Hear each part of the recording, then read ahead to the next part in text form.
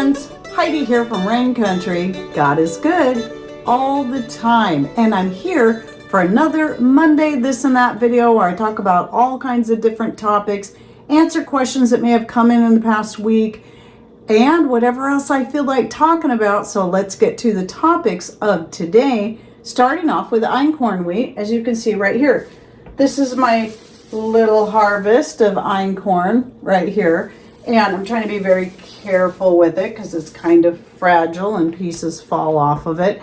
And so I want to explain first of all why I grew such a small amount, because on this side of Washington State, though people grow wheat in Washington State, it's on the other side of the Cascade Mountains that people grow it for harvesting and selling and so on. So people have big farms over there. And so it's very dry over there. But here is very cool, very wet. And so I wasn't sure, does wheat even grow here at all? And I did, because of the scratch that I throw to my chickens one year, find, first I just thought it was some tall grass coming up and I left it alone because of where it was at. It wasn't harming anything. And then I realized this is wheat. And then I realized it must have come up from the scratch. The chickens didn't finish eating. So I thought, okay, well, why not try the einkorn and just see how well it does and just do a small patch. I don't have enough space here on this little shy 1/3 acre lot in the neighborhood. It has many other, our house and a shop and other structures on it. But I could still try doing just a small patch. So I did about a 4x4 patch of the wheat just to see how well it would do. And surprisingly, it did quite well. But here was what was more interesting about this particular variety. So this is an ancient grain, and it is smaller, I see, than regular wheat, because there were a couple of regular wheat, like modern wheat plants that came up amongst it. Now, I don't know if that was seed that got mixed in with this, or if it was seed from scratch I had thrown to the chickens. But the difference is this matured faster. So that would make the einkorn wheat more suitable to our shorter growing climate than the other types of wheat that we could grow, the more modern wheats. And so again, my point was to see, first of all, can it even work here? If I cannot buy wheat in bulk for making my breads and whatnot, then I know whether or not I can grow it. So some people are probably going to be asking, well, what is your plan with this little small amount here? Well, my guess is, looking at it, is probably maybe enough to make a biscuit or a dinner roll. But that's not what I'm going to do with it. Now, I did leave some out there for the chickens just to have a heyday with. And no pun intended there, because I do open up that section of garden to them this time of the year. And then what I'm going to do with this is, for now, through the fall season up until probably December, my plan is to just use it as decor for both taking photos and also for decoration for, the harvest festivals, for Thanksgiving and such. And then after that, I will then save most of it for seed. That is my plan.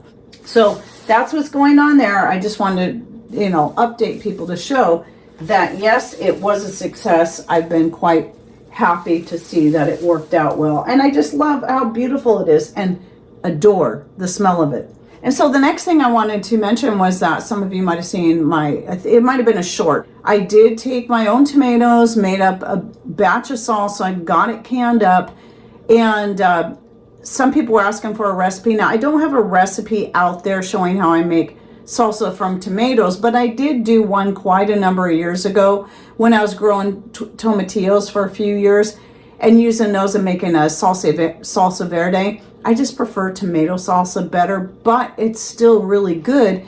And the way I made the salsa verde is the same way I make my tomato salsa. I don't really measure things out. I just throw things together and go by taste. Add the onion, salt, cilantro, and whatever else I'm adding to it, and just taste it as I go. And so anyway, I'll link to that video down below so you can check it out, because again, it's just basically the same process. The only difference is tomatoes instead of tomatillos. But the main reason I wanted to bring this up wasn't just about the salsa, it's about the lids. So believe I'm done with my canning, whether it be water bath or pressure canning for the season.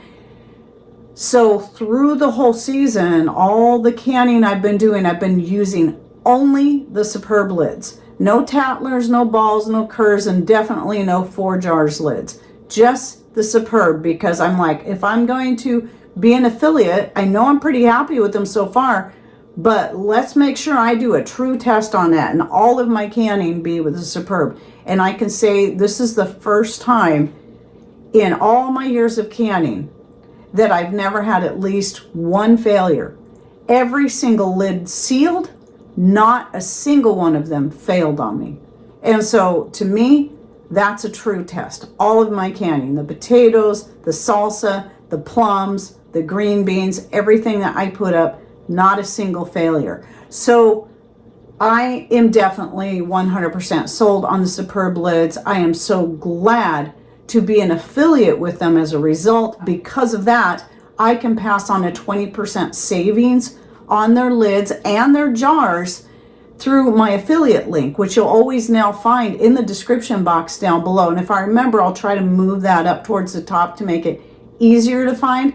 But yeah, if you go through that affiliate link, not only does that save you money on the Superb lids, knowing you're getting a good US made product, 100% made in the US, unlike the 4 jars lids, you're also, oh, and the jars made 100% in the US, you're also helping us out because we earn a little bit of a commission. Not as much of the savings as you get, but it's still something, and I appreciate every little bit we can get, especially now. Next thing I wanted to do was hit a couple of questions. So I had that overview on soap making video that came out this last week, and I had a couple of questions come in that were good questions I wanted to approach. And one person was asking, is it safe to touch the mixture as soon as it's blended? And no, as soon as it's blended, it's not fully soaked. It's really not safe to handle until it has at least fully solidified, fully set. So there's a difference between set and cure. So set usually takes about up to 24 hours for it to be like hard enough where you can actually push it out of a mold. It's safe to handle at that point. However, it would still be too soft to use right away as a hard soap because it's gonna dissolve so much quicker at that point. It needs to cure, going by the method I use, for about 30 days. So there's 2 methods. One's hot process, which I believe is where you use the slow cooker, and you got to kind of stand over it and kind of mess with it for a far longer period of time. The benefit of that method is that you get a much faster cure. I don't remember how fast it is, maybe a week, but that's because you're basically just cooking it and cooking it and cooking it. And I looked into it, thought about giving it a try, and I'm like, nope, I don't want to babysit something for that long, because with the method I use, it's just a much quicker method. It does not take long to whip up a batch of soap and put it in your molds and then forget about it for at least 24 hours, press it out, do what you want with it, let it cure for 30 days. That takes me far less time overall, and my time is precious. So by staying ahead on the soap, I don't have to worry about taking that extra time of babysitting it just so I can have a shorter cure time. Oh, and then the other thing is with that, so all cold processed soaps are going to take a 30-day cure time, but as far as the time it takes when you start blending it to where it's ready to pour into the molds, that is variable according to the fats you use. Some fats cause that process to happen very quickly, where some tend to slow it down, and you could be standing there blending it for maybe 2 or even 3 times as long. It's still not a very long time, but that's the part where some people might have been a little confused. That's the part that takes longer, but once you get it in the molds, the cure time is still the same.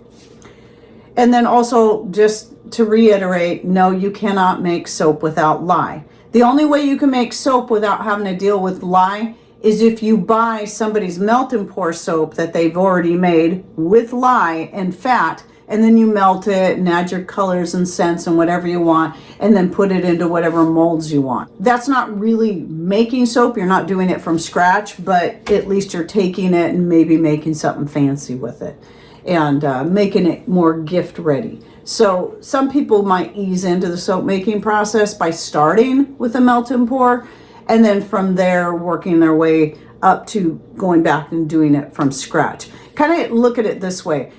Using a melt and pour soap is like making a cake from a box mix. You're still baking the cake. You're still adding maybe some liquid to it, mixing it up and then baking it, but you're not making it from scratch where you're putting in all the individual ingredients yourself and starting from the very beginning. I want to show you my apple powders again. So this is my second jar of apple peel powder. And you can see the color. So like I said, my apples are mostly green. They do have a red blush on them, but so that's why you'll see the powder is more green. The color is a little bit different because this was a jar of just regular dried apples. So it would have been the flesh of the apples that I dehydrated and powdered. And it was about this full. I still didn't get it fully blended, but the apples kind of make more of a tan color powder. But since it was down to here and I still was drying up more peels, I topped the jar off with the apple peel powder and mixed it together. And so I'm pretty excited about this. Some people had questions whether or not you could use it as a pectin replacement. I would assume so. I may give it a try, but I don't know because I really don't need to make any more jams. And I typically make my jams from things that don't require added pectin anyway. So it's either going to be something like apple butter or it's going to be berry jams. And you don't need to use pectin in that. In fact, I really don't think you need to add pectin to any jam if you do it the old-fashioned way of just cooking it. It takes longer, but you just cook it. You cook it down. The sugar and the cooking process is what causes it to thicken up and take on a more gelatinous form. So there's always that. So I stopped buying pectin, gosh, a good number of years ago. So anyway, because I just don't need it, but that is something you could try. But here's something I thought that was interesting. So people are always asking me to write a book or asking me if I have written a book. So much to that I've done videos on this. The last one I did where it was just a video on this particular question was 2 years ago. And then I had 2 grandbabies and or I had 2 with a third on the way. Now I have a total of 4 grandbabies. My answer is still the same. And that is no, I don't have a book. No, I will not be writing a book. And I don't know if that I'll ever change my mind on that. We'll just see down the road how things go. But at this point, absolutely not. However, I always think, you know, there's so many great other channels and people out there that have wonderful books. There's so many books to choose from that why not look into them? Well, it was so interesting because this last week we went down to the post office and picked up a package. I have to say, I don't know for sure who sent it. I don't know if it was from Mary. It wasn't her name on it. I don't know if it was from Lehman's. Their name wasn't on the return address, but it seemed like it came from Lehman's. But it was just basically like a gift box, and it had Mary's most recent book in it. And I've never looked into Mary's first book. I would assume it's just an excellent book. I just not one to buy other people's cookbooks. I like creating my own recipes. However, I will say I'm actually super glad I got this book so that not only could I promote Mary and her channel yet again. So just keep in mind, Mary's Nest started her channel probably a couple years after I started mine, and she was an avid follower of me. She supported my channel. She commented. She was interactive quite a bit. Really very much appreciated. Then when she started her channel, I did the same to her and started promoting her channel. So we try to help each other out, give each other a leg up along the way. And so I really appreciate Mary. But anyway, I'm like, well, here's my chance to look through her most recent book. And this particular one is the complete guide to preserving food, but it also has a lot of recipes. So her first book is more of a cookbook, where this one is a cookbook, but it's mostly about preserving and then things that you can preserve as meals or how to use those things in meals and different recipes. So anyway, I will say I'm going to link to this book down below. It is laid out quite beautifully. It just has, I'm just really, really impressed. I haven't read through it, but I've looked through it and just super impressed. Lovely photos.